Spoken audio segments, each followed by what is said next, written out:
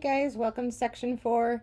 We have some more Lightroom tutorials this week. We are going to be looking at some advanced editing techniques, controlling exposure of light, making selective edits, and using your camera for landscape, and how you can set up profiles in your editing for specific styles of photography. So some really interesting editing there, a little bit deeper dive into more creative edits, and of course some selective edits, which means regionally editing or lightening a spot of your photos. You know, if you have a photo that the background's really light but the foreground is really dark, you can adjust them both separately and create a more balanced photo.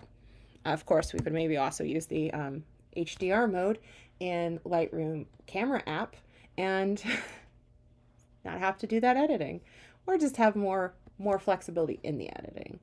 So then you have some of your standard links and tutorials to look at. We are looking at point of view this week. So we are now looked at what the camera can control with its aperture and its shutter. We're now going to start looking at what you can control by the vantage point you approach your subject at. So high angle of view is often called bird's eye view. A very, very low angle of view is often referred to as bug's eye. What we want to, of course, we generally, as a default, photograph things at eye level straight in front of us. But we want to avoid that this week. Now, straight forward is not a bad angle of view. Let's just mix it up and lower that closer to the ground or raise that up higher.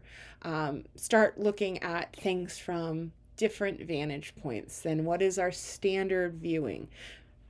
What I really want to avoid this week is photos that you are just standing and pointing your camera straight in front of you and not thinking about how you might approach that in an interesting way. There's also another point of view, which is actually tilting your horizon line, and you can use it. This is generally a pretty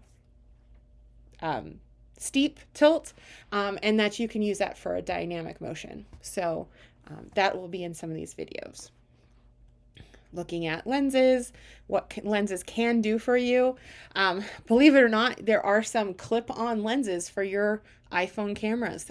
You can get telephoto extensions as well as wide-angle fisheye extensions and some really crazy cool filters for your digital camera or for your cell phone camera. So not that you need to go out and buy those, but just to be aware that some of that stuff exists outside of just the zoom feature in your camera itself.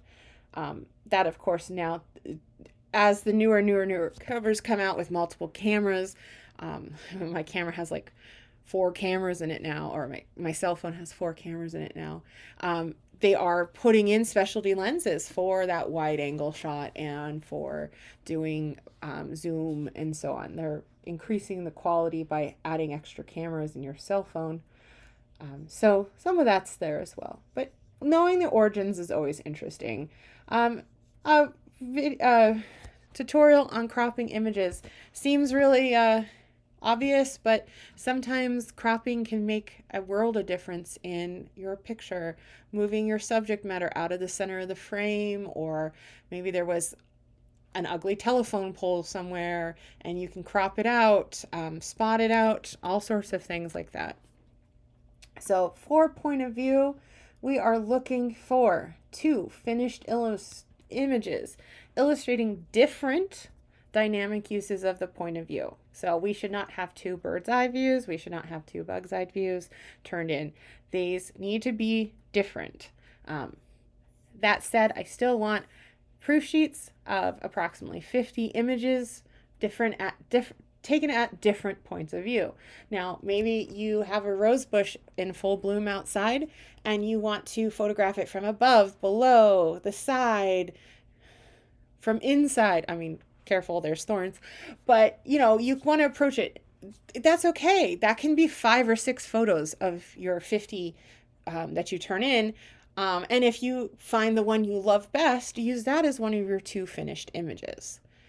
Now, only the finished images need to be edited.